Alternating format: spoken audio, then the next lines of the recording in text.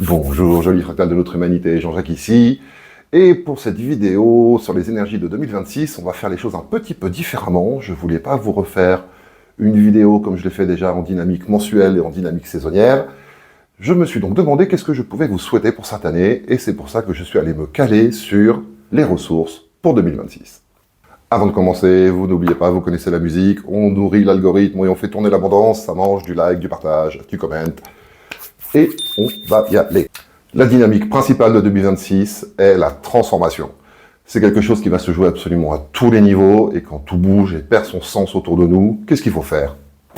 Recentrer. Première ressource, le centrage. C'est un mot que vous avez entendu des milliers de fois si vous avez approché des dynamiques de développement personnel. Mais qu'est-ce que ça veut dire, le centrage? Le centrage, c'est trouver ce qui fonctionne pour vous. L'endroit qui vous met en joie. L'endroit qui vous fait du bien. L'endroit qui pique votre curiosité. L'endroit qui vous met en excitation. Du moment où vous avez trouvé ça, vous avez trouvé des activités, vous avez trouvé des façons de les faire qui vous correspondent, tenez ça. Le premier frein du centrage est le jugement. Nous mettons des jugements sur ce que nous voulons et sur ce que nous désirons vraiment, voire sur comment nous voulons faire les choses.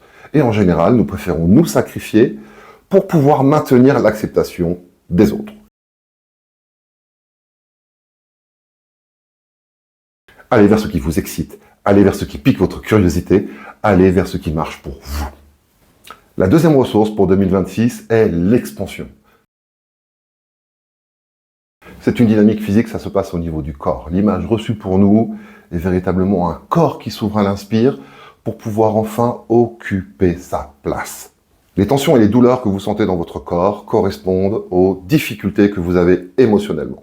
Sur cette ressource spécifique, du moment où vous ouvrez au niveau du corps, la correspondance émotionnelle se libérera. Au niveau des énergies, au niveau des émotions, les fréquences célestes sont disponibles pour pouvoir aider, au point de vue vibratoire et au point de vue émotionnel, à laisser sortir ces émotions et à les transformer si le travail dans le corps est fait. Ça se passe au niveau du corps et de l'inspire. Comment votre corps peut s'ouvrir pour prendre plus de place, pour prendre votre vraie place. Je n'ai pas d'exercice ou de routine à vous proposer dans le domaine, c'est pas mon métier, mais par contre, je vous donne quelques axes de recherche à mettre dans votre IA préféré. Troisième ressource, synchronisez votre respiration. Dans la ressource numéro 2, qui se joue sur l'ouverture, sur le yin et sur l'inspire, sur la ressource numéro 3, nous avons la mise en adéquation. Si vous avez plus d'air, ça veut dire que vous avez aussi plus d'air disponible pour souffler, pour atteindre et pour aller chercher les choses. Il y a un point de rencontre naturel dans notre respiration, où l'inspire re-rencontre l'expire de façon complètement naturelle, nous n'y pensons pas quand nous respirons tous les jours. Par contre, dès qu'on commence à faire du sport, ou au contraire d'essayer de faire de la méditation, le point de rencontre devient de plus en plus flou. C'est là qu'on a besoin de travailler et c'est là qu'est la ressource de cette année. Au maximum de votre inspire, vous allez pouvoir trouver un nouvel expire. Au bout de votre expire, vous allez trouver une nouvelle force pour votre inspire. Travaillez les deux en adéquation. Ouvrez votre inspire et simplement osez souffler votre expire. Osez aller au bout. C'est un équilibrage du yin et du yang, ça peut paraître très simple, mais ce point de rencontre naturel n'est pas si simple à accrocher, autant dans sa sensation que dans sa pensée.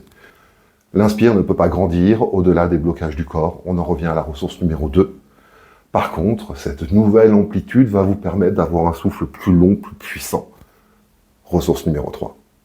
Voilà, joli fractal de notre humanité, et les 3 ressources que j'ai reçues en canalisation pour nous. C'est très centré sur le corps, mais autour d'une dynamique centrale de 2026 qui est vraiment le changement et la transformation. Le fait d'avoir des ressources pour centrer complètement ancrées au corps, pour moi, fait complètement sens. Et ces 3 ressources en poche, je peux te souhaiter, joli fractal de notre humanité, une année pleine de centrage, pleine d'expression, pleine d'ouverture et pleine d'affirmation de toi.